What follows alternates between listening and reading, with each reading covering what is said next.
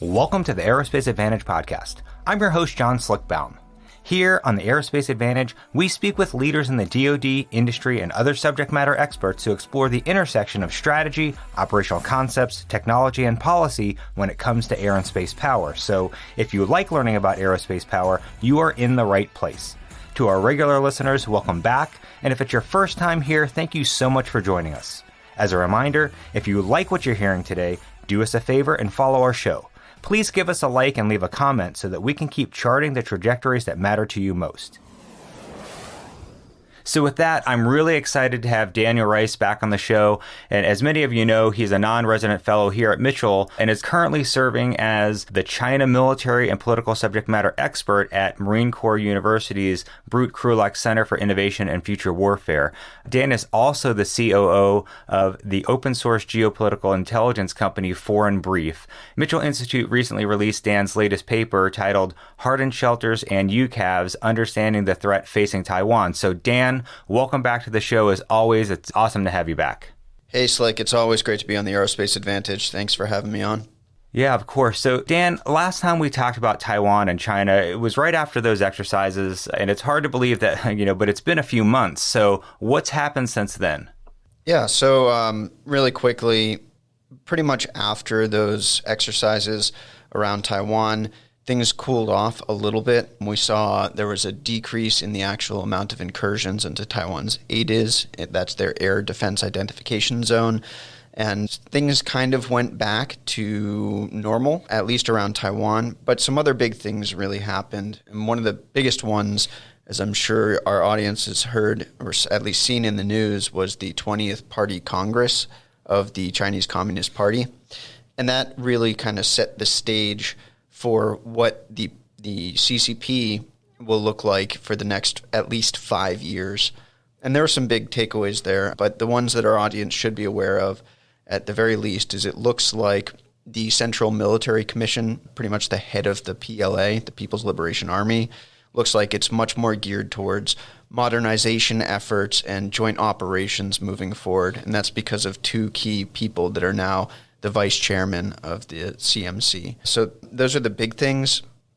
Other than that, the one thing that I'd really like to flag, at least for our audience, is that while the number of incursions into Taiwan's ADIZ might have dropped immediately after the exercises, we can't forget that the threat is still there, and it's still one of the biggest potential flashpoints for conflict between the U.S. and China.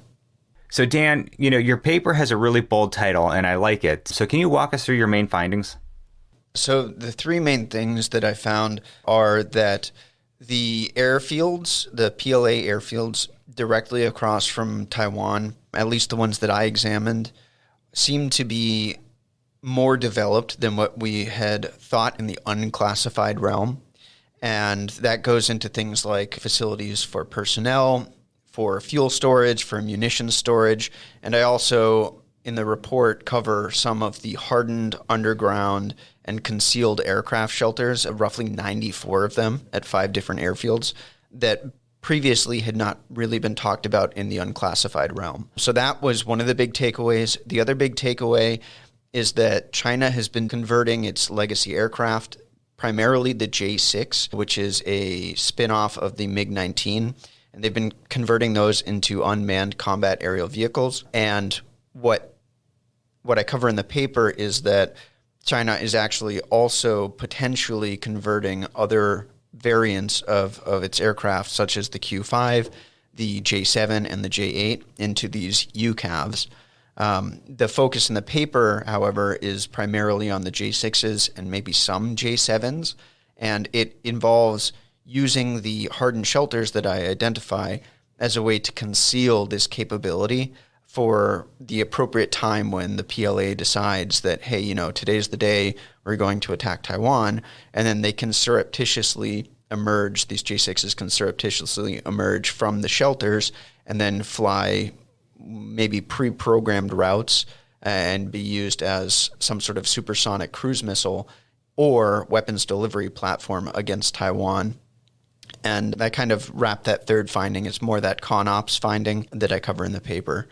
So it's a pretty interesting topic. I use a lot of satellite imagery. I put some really good tables outlining all of the detail for folks that like to dive into the data. And what I would really like to see is people use the information that I provided and hopefully have some additional analysis on at least these airfields, if not more airfields, and even more so on these J6s that are being converted into these UCAVs, because there's a lot there. And a little bit of further background just on the J6s and the idea of using them as supersonic cruise missiles. I was talking with Steve Trimble of AvWeek, and he had mentioned that in World War II, the U.S. had actually done something somewhat similar to this in Operation Aphrodite, and they were retrofitting old bombers with explosives and sending them at targets in German-occupied France, and they were trying to take out targets there. So there's some historical precedent for this kind of action. Yeah, it's massively interesting, Dan. But I have to say, on the surface, it sounds like folks in the military and intel community should probably already know about some of this. So what made you decide to look into this topic? You know, that's right. And I tried to make it very clear, right, that what I did and what I researched was all open source. It's all unclassified. And I'm sure there's men and women in uniform or in the intel community that know the exact day that the first brick was laid on these hardened, concealed, and buried shelters. But why I decided to look into this is primarily because I was doing some research for the Mitchell Institute, actually, for one of our workshops. And I was looking at these airfields, and I kept running across different aspects of these airfields, and I was saying, holy smokes, you know, what's going on here? And I did a little bit of digging and looking around and started tracking these shelters, and I'd run into another airfield, and I was like, oh my gosh, what's going on here, right? And that just kept happening. And so that, obviously, that really piqued my interest. And so when I did a search online just to do my due diligence to make sure that somebody had not already covered this, I didn't really find anything. And so obviously that meant that there was something there that wasn't necessarily readily known out in the public that probably should be covered.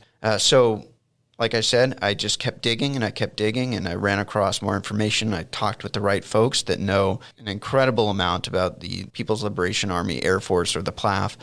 And we had discussions, and they gave me some more ideas, and I took those and I ran with it. So it turned into a really interesting research, for me at least. I like looking at imagery, and I know for the public, this probably will help people understand exactly what the PLAAF has, at the very least, on the airfields closest to Taiwan. And, you know, for complete transparency here, if we were to get in a conflict with China over Taiwan, these are the airfields that would be the forward operating airfields of a lot of the aircraft coming out of China. So whether it be us or Taiwan, they would need to be suppressed airfields. Got it. Now, Dan, I want to talk about this idea of open intel analysis for a minute. I mean, it's what you basically just executed. And we also saw a case where open analysis helped highlight China's nuclear weapons breakout last summer. Also, we had a friend of Mitchell's, Mike Dam, who just released a paper where he highlighted some findings, and he's observed that the tide of potential jamming capability China might be growing to degrade our space operations. So how do you see this role of all this work playing into things?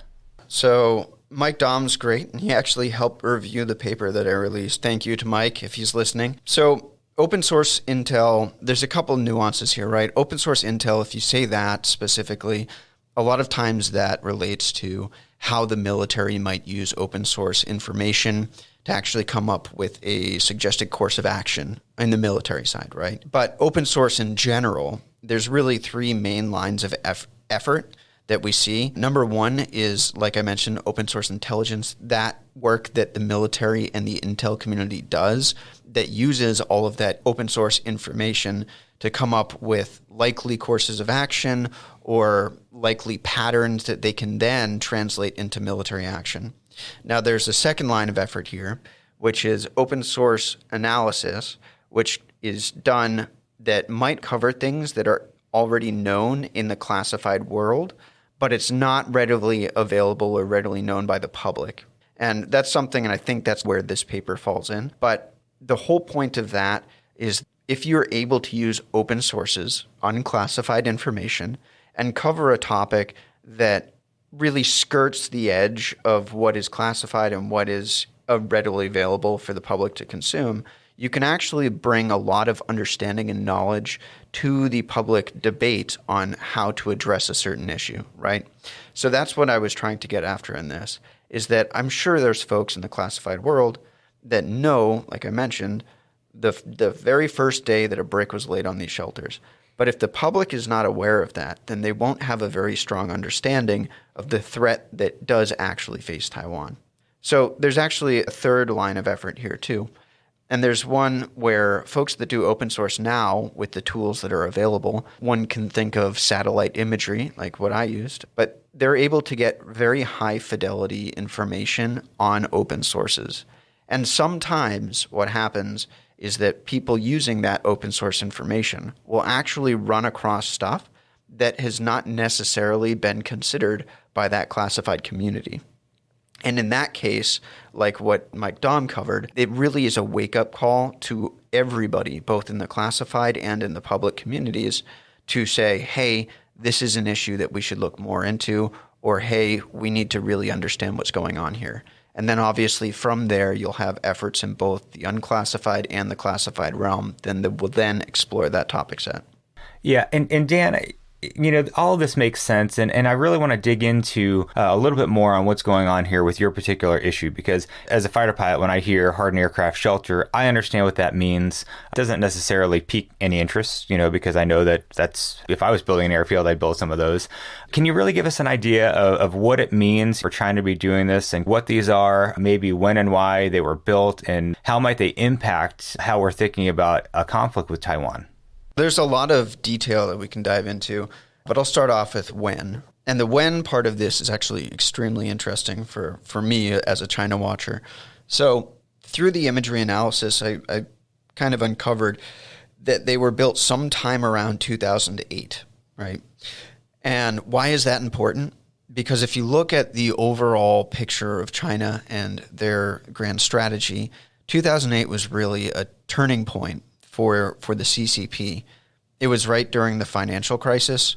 It was when the CCP was looking at the outside world and they realized that the banking systems that the West had put in place were pretty fragile, and that they kind of came up with this thought that they couldn't really rely on the Western world and the institutions that it had built for stability. And that's a really key theme for the CCP, stability. So if they were not able to rely on the West, they realized that they needed to at least harden themselves, in this case quite literally, by making sure that if things were to go to zero, that China could self-rely. And obviously this translates into the security realm by, if you are now a self-reliant country, you have to be worried about conflicts kicking off. And they were pretty worried about the U.S. possibly going in and actually attacking China on the mainland. That's a historical thing that you see recurring. And so the first shelters, really, they were put in place sometime around that time frame. Now, with the shelters and the capabilities that they actually bring to the fight, these shelters, specifically the hardened, concealed, and underground shelters, they're fairly robust. They're about 20 by 30 meters. They're not the largest shelters. They're not meant to be. Sometimes when we talk about Chinese aircraft shelters, you think there's a whole mountainside that's hollowed out, right? It's not that. They do have those, but those are different than what I'm talking about.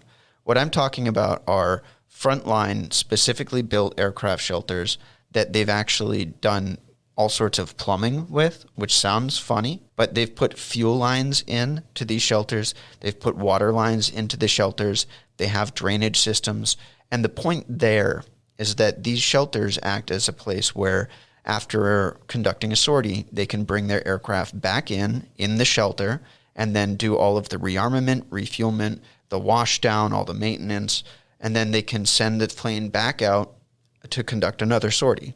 And now, why is that important? Well, if you think about during a time of conflict, if I were to have my own airplanes, like you mentioned, Slick, right? If I were to have an airfield, I would want to have my planes have a location where once they land and they've completed their combat operation, that they can then rearm, refuel in relative safety. And I say relative because clearly these things are not invincible, but it is much better to have a shelter where if there was a follow-on attack from your adversary on the airfield, that the aircraft would be much more survivable. One of the other things that these shelters actually have done for the PLA Air Force is that because the facilities have the capability for refueling and for water within the shelter itself and rearmament, that it's actually allowed them to cut down the number of maintenance personnel per airframe. And that's a pretty big deal. And obviously that takes into account the other tools that they would be using, such as trucks or actual physical tools that they would use on the maintenance. But cutting down that number of personnel also means that their process of running maintenance real time during an operation is going to be a little bit more efficient. So those were the really big takeaways. The final part about the shelters is that if you're wrapping in the UCAV idea into it, the shelters are pretty much good for one airframe of the larger, more modern type, but that is if that airframe is going through constant maintenance. You need to have room within the shelter for a maintenance crew to move around, right? But if you are concealing and storing something like an older, smaller J6, then you could feasibly fit maybe 2, maybe 3 J6s within a shelter if you're not running constant maintenance on it. And if those are on a one-way trip, you really just have to do some ready checks on it, make sure it can take off, and then you don't really care about it. That's how these shelters really play into the overall idea. Yeah, and I appreciate that view from that lens, Dan, because I think that really does point out a lot of the significance there. So I want to ask you kind of a two-part question here. One, why are they calling these airfields? I mean, they look a lot more like what we would call an air base. And two, what is it about these airfields that makes them really notable?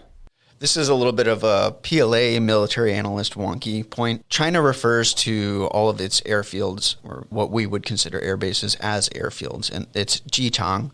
So in direct translation, it translates to airfield. It's just as simple as that, but this is a really important point for folks that do language-enabled analysis, is that when we're looking at issue sets, right, we can't just directly transliterate what we think something is into a foreign language and have it translate correctly. So that's why it's really important to have that level of nuance in the language analysis to understand that, if we're talking about an air base in China, it is not actually referred to as an air base, but an airfield. So why these airfields are notable?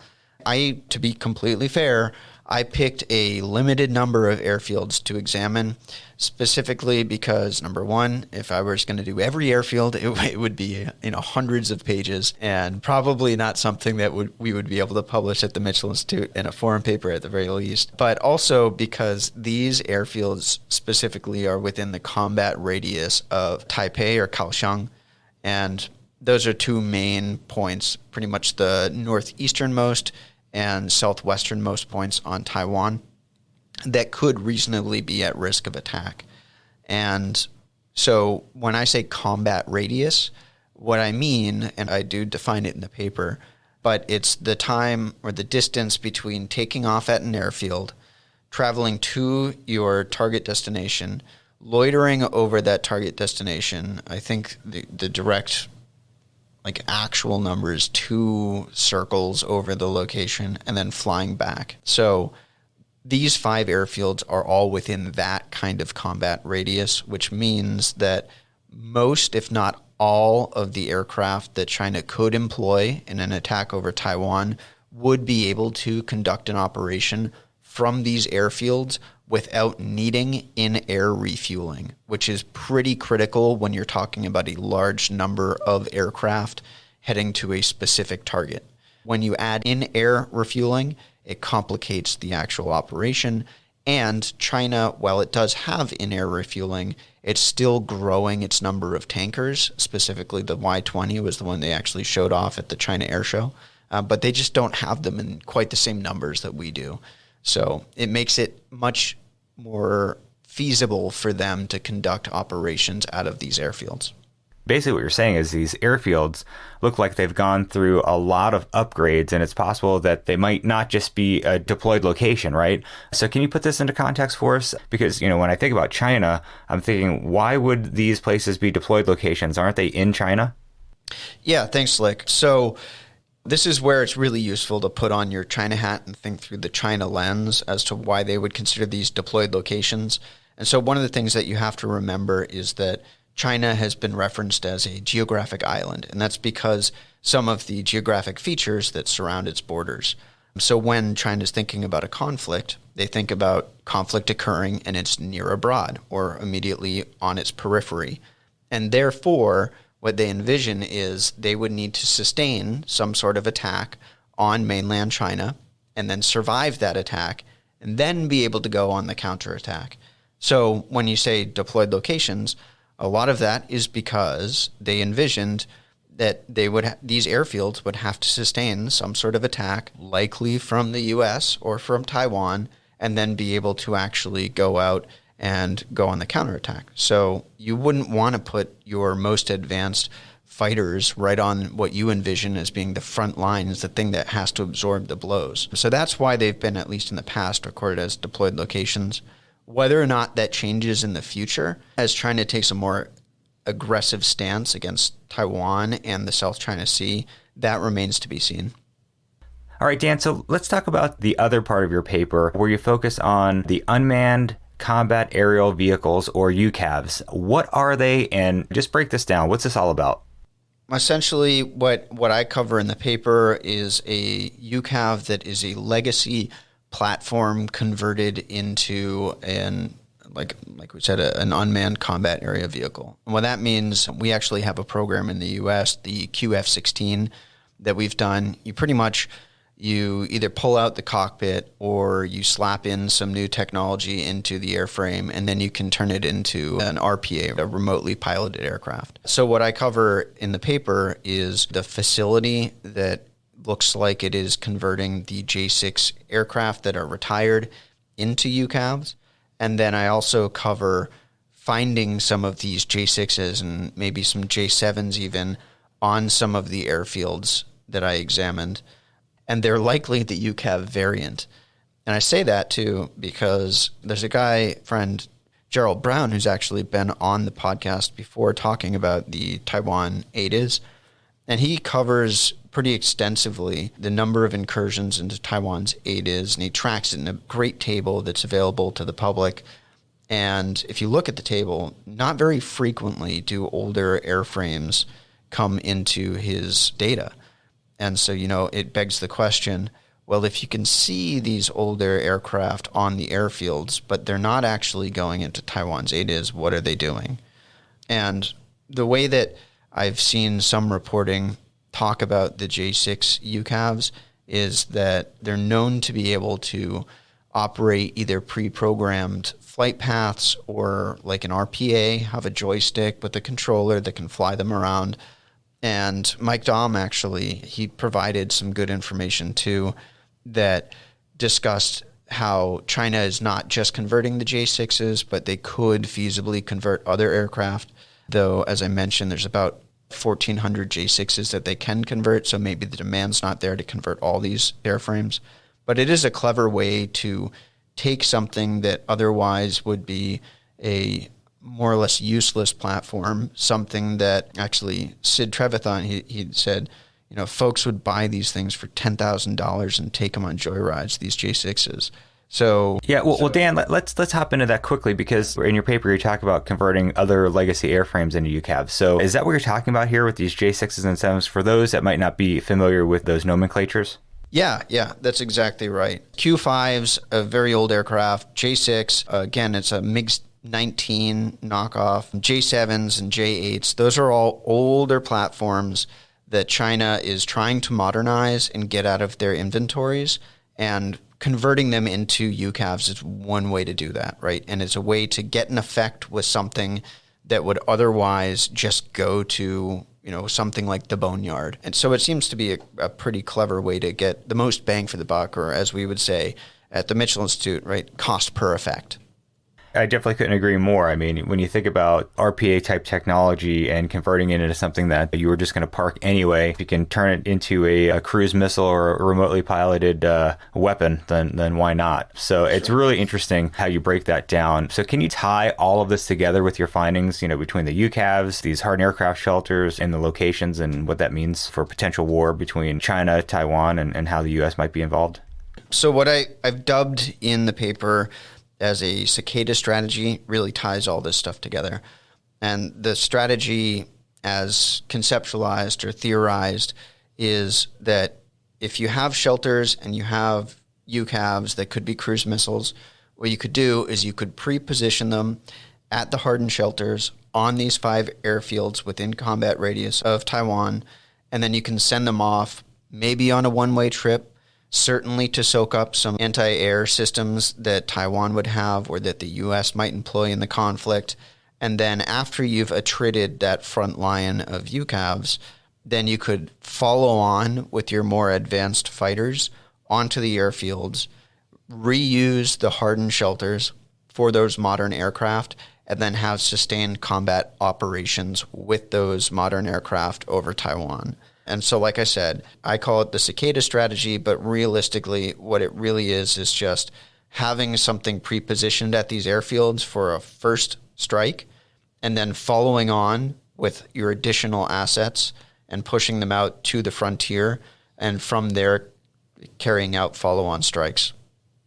Well, Dan, I know that we're getting close to the end here, and I just really want to emphasize, obviously, Mitchell doesn't publish papers for the sake of publishing. We normally try to have a big key takeaway and recommendation, or we're discussing something that otherwise supports our airmen and guardians. And I also want to throw out to the audience that these papers are free to check out, download, and view from our website. So please take a look at that. But I want to ask you point blank, why should we Americans and why should airmen and guardians care about this?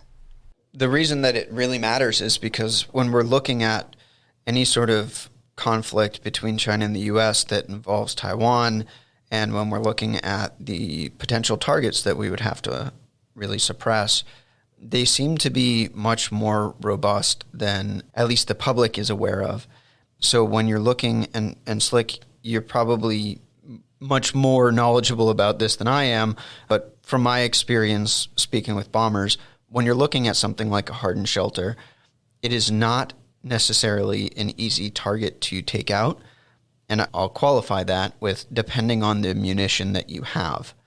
So if you have a stand-in weapon, something like a bunker buster, it's not as difficult to take out a single shelter. But that requires that you have a platform that would be able to penetrate China's IADS, integrated air defense system.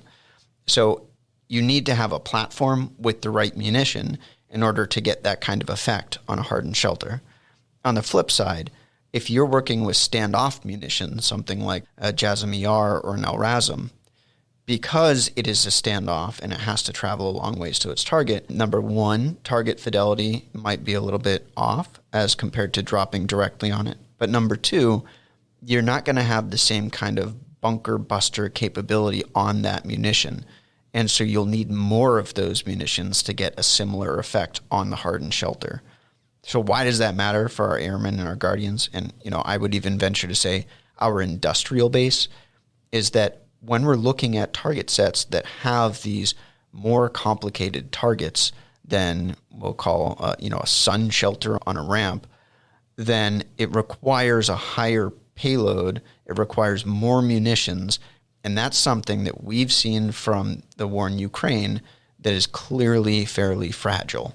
I believe javelins was the issue, right? We're running out of javelins because we're sending them all to Ukraine, and our industrial base can't keep up the building capacity to resupply that stock of munitions. That is really the big takeaway, is that while we're looking at the targets on China that we might have to suppress, and there are various ways to do that, but we need to have not only the airmen in this case and the guardians also looking at these targets, figuring out the targeting solution, knowing what's available to them, but we also have to supply them with what they need to actually get the job done. And if we can't, then obviously we risk not being able to suppress these airfields and potentially not being able to stop or at least slow conflict over Taiwan.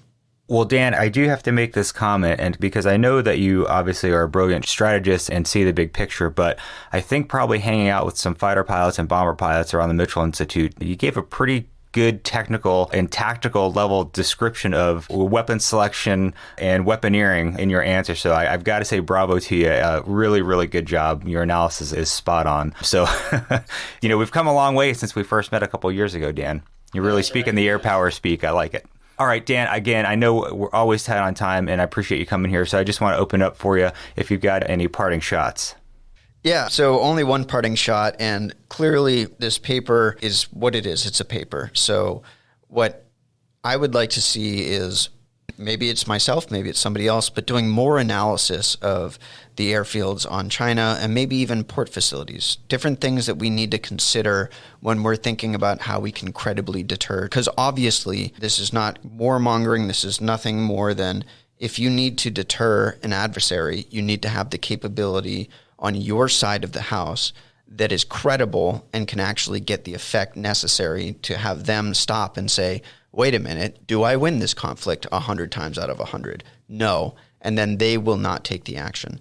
So it all has to translate into what we actually have in our arsenal with our capabilities that can actually achieve deterrence against China in this realm. And that will take more research. It'll take digging into a little bit more about these UCAVs, figuring out where they're going and looking at more facilities.